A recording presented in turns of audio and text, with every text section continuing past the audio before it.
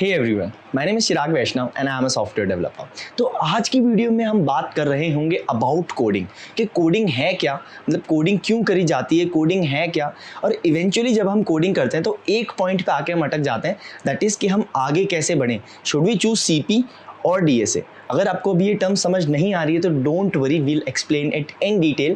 पर वो जो सीपी वर्सेस डीएसए है, बहुत कंट्रोवर्शियल पार्ट रहता है, वो भी हम डिस्कस कर रहे होंगे। हम डिस्कस कर रहे होंगे कि हमारा एंड गोल क्या है कोडिंग को लेके, and at the and I will be sharing my experience. So do watch it till the very and, क्योंकि काफ़ी ज़्यादा इंटरेस्टिंग और हेल्पफुल ये वीडियो होने वाली है। So without further ado, as the channel name suggest, let's get started.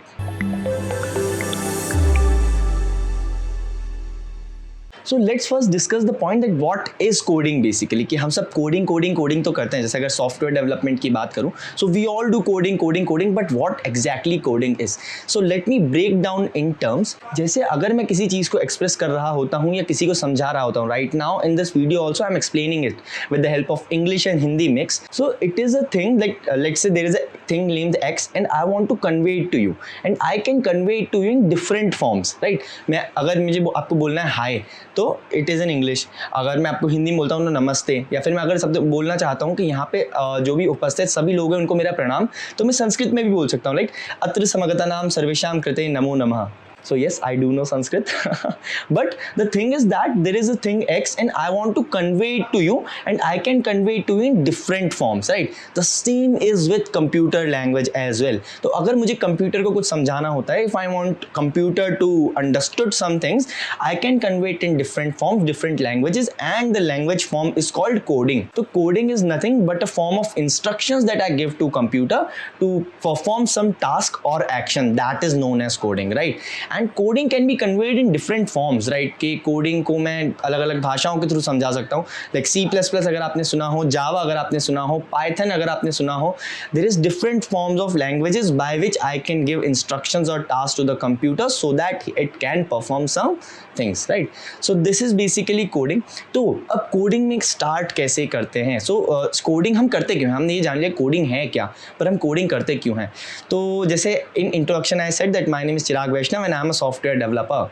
तो what is software developer? Software मतलब जो भी एप्लीकेशंस आप यूज़ कर रहे हैं, like Facebook, WhatsApp, YouTube and all the numerous applications that you are using right now, that all are softwares. And softwares run कैसे करते हैं, उनको ये कैसे पता है? How do they know that when you click on the send button you have to send the message to the X person which profile is being opened, and when you are like if you are using a camera, so when you are clicking that click button, the photo is being clicked. How they know?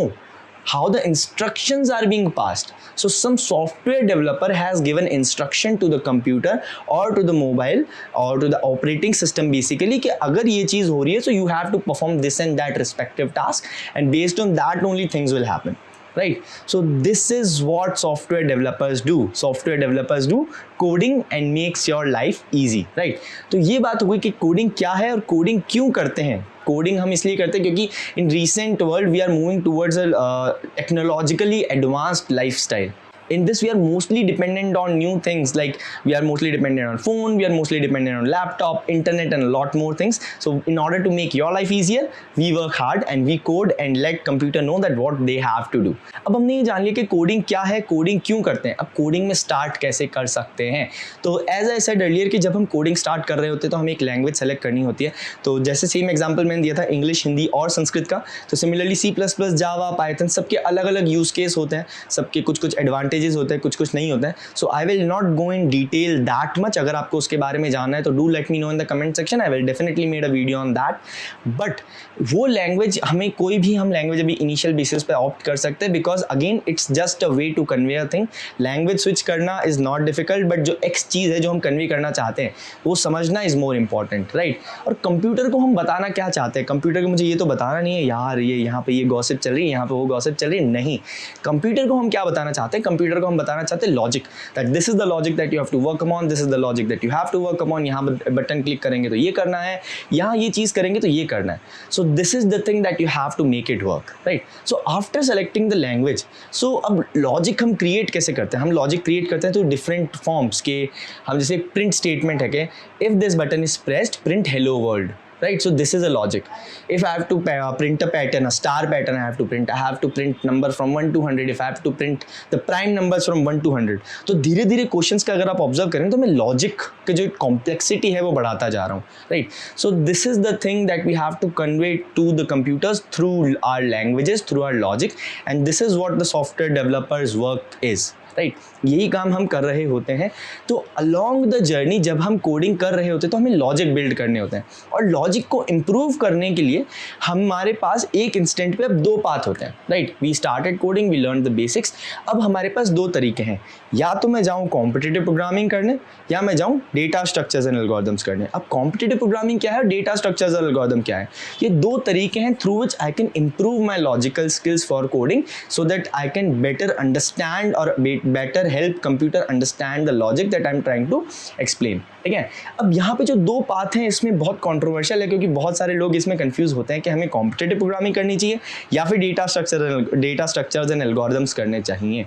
तो सबसे पहले मैं अगर बताऊं तो data structures and algorithm is the basic part. ठीक है, अगर मैं C++ में बात करूं, so we are having like different forms of array, link list and pointers and graph and trees, binary search trees, बहुत सारी चीज़ें होती है basic that we have to do the questions. So data structures and algorithms is having all the standard part of questions that we have to practice, so that we can build upon the basic logic, the standard logic that is being used in the industry, that are being used from a long time, right? Building upon that we can do some extraordinary questions. Like इसमें होता क्या, जैसे हम maths की book में पढ़ते थे, so there are some standard set of problems, let's say 10.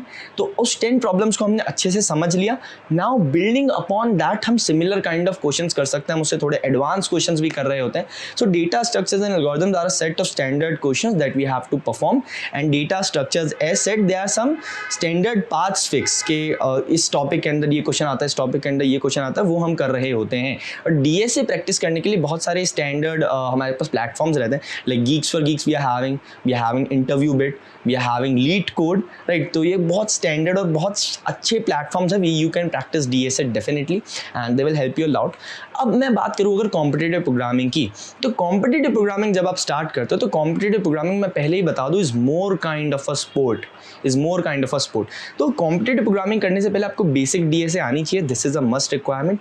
अब कॉम्पिटिटिव प्रोग्रामिंग है ना एडवांस वर्जन ऑफ कोडिंग. तो इसमें क्या होता है कि you are given a specific number of time in which you have to solve a problem. In this there is more kind of कि जो क्वेश्चन है वो एनालिटिकली एडवांस होता है. You have to deduce it out. Question आपको directly given नहीं रहता, you have to deduce it out.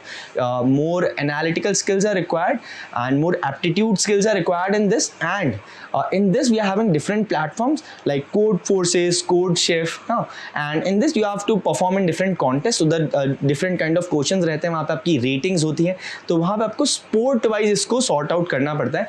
और जैसे अगर मैं Codeforces की बात करूँ तो लेवल होते हैं A, B, C, right? So these are considered as like comparatively hard to DSA problems, right?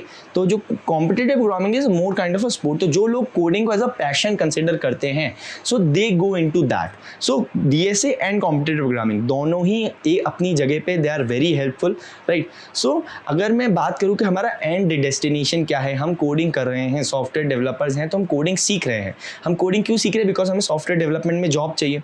अब बेसिक कंपनीज जो आपको ऑफर करती है, जॉब जो आपसे एक्सपेक्ट करती है, that is honestly speaking DSA. क्योंकि जब मैंने किया है, जब मेरा भी प्लेसमेंट लगा था, मैंने अपने सीनियर्स से बात करी थी, so they are expecting you to be proficient in DSA, not specifically competitive आती है तो बहुत अच्छी बात है, but they are mostly focused on DSA.